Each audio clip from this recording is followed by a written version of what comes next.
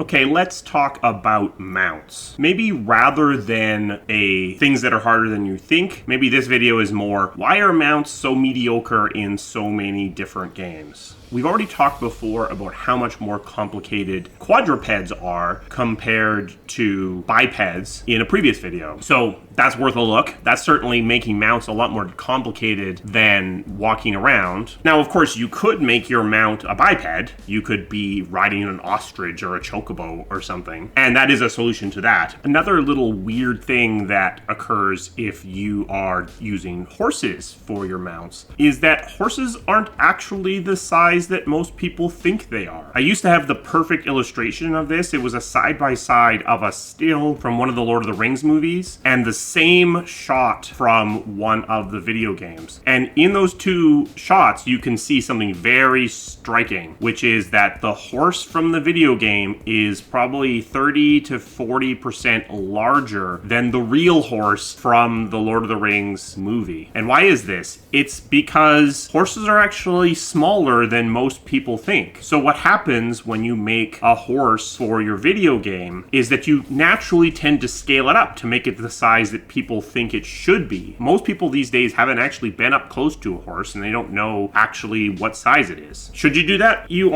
probably should do that. You should probably make horses the size that people feel that they are as opposed to being accurate. And I know the riders listening are going to be mad at me for saying that, but it isn't about being accurate. It's about feeling accurate. And feeling accurate means that you should probably make the horse a little bit bigger than it actually is. But that does actually present a problem, because if you do that, then if you motion capture a horse, then you have to adjust for the fact that things are all a little bit out of scale now because you've actually scaled this thing outside of its normal range. Consider what is happening when you are on a mount. This is an entirely different situation. You are sitting on another creature. That creature is moving, and then you need to play your animations on top of that. And those animations aren't going to be the same, are they? Because when I'm swinging my sword at you, most of the creatures in the game are the same height as me approximately, so I swing my sword at mid-height. If I am now on horseback to attack you, I'm now swinging down. So that needs to be a custom animation that's built for this ability for when I'm on horseback. And how many abilities do you have? How many animations do you now need to duplicate to handle the riding case? And to add one extra level of complexity, I have a special animation to attack someone on the ground when I'm on horseback. Does the person on the ground need a special animation to attack me back? Maybe, maybe not. And one more, do I need a special animation for when I, on horseback, am attacking someone else on horseback? Because that downward attacking animation is going to look pretty weird if I'm attacking someone else on horse. So potentially, you go from one animation for each and every ability to 4 animations for each and every ability. But it's at least double. And even further than that, that animation needs to take into account the different potential situations for the horse itself. So I need to integrate my animations with its animations, and they need to be in sync, or there needs to be some blending occurring between the different animations. But let's take that a little bit further. So picture yourself with a sword. You're swinging to the front, but on horseback, you can't swing your sword to the front. The horse's head is in the way. You have to attack to the side. So now when you are attacking, you either need to turn the horse, or you need to change the arcs of attack for your attacks, or something to take into account that the geometry of the situation is actually different. But now you're on horseback. The mass of your combat unit has gone up by several orders of magnitude. So now you're thinking, but I want to do horse things with my horse. I want to be able to run people down. I want to be able to use a lance. I want to be able to jump a fence. I want to be able to do all of these horse-related things, which I never even considered wanting to do before I got on this thing. And there it is. Because everything I've talked about up until now are things that make horses harder than you think. But there's a way to sidestep almost all of the things we just talked about. Those are all features that I expect, that I need if the feature is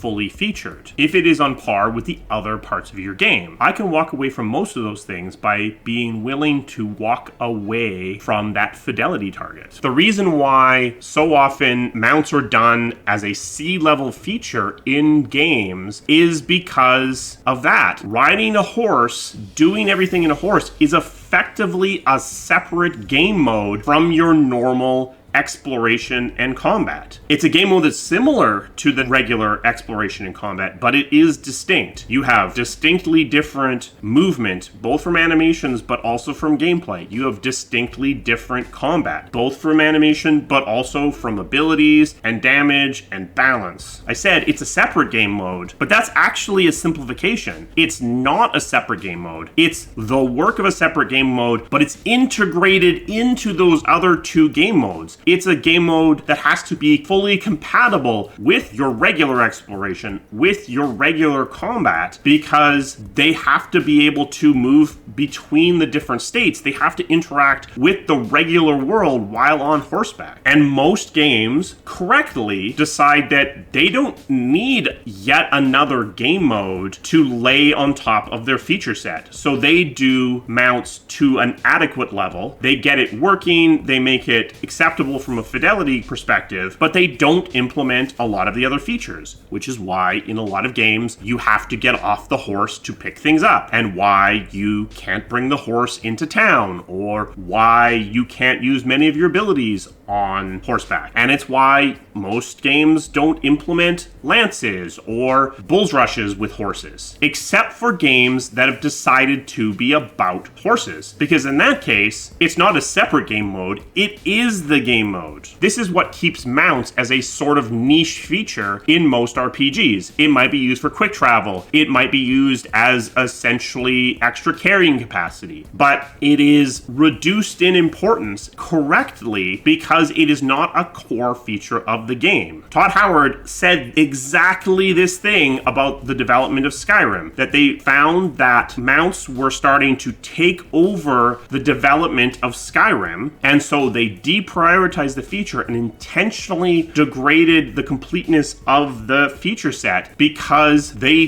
didn't want it to get out of control. They wanted it to stay in the background as a secondary feature. And that's true of most fantasy RPGs. Dragon Age Inquisition actually experimented with special mounted levels where the entire party was on horseback and there was more room to move around and you could charge down enemies and use all of these interesting different mounted combat features. And it was turning into something, but the problem is it wasn't turning into a feature for a game, it was turning into a game all on its own. And that's where we realized that we needed to deprioritize it, to push it into the background, because this isn't the game we were trying to make. It's not about the mount, so you kind of need to push it into the background or it will take over your game. So the question isn't, why are horses harder than you think? The question is, why are mounts implemented usually to a C level of fidelity? And the answer is, they are a complete whole game mode all their own, and most games correctly make the decision to not go down that route. Special thanks to my members.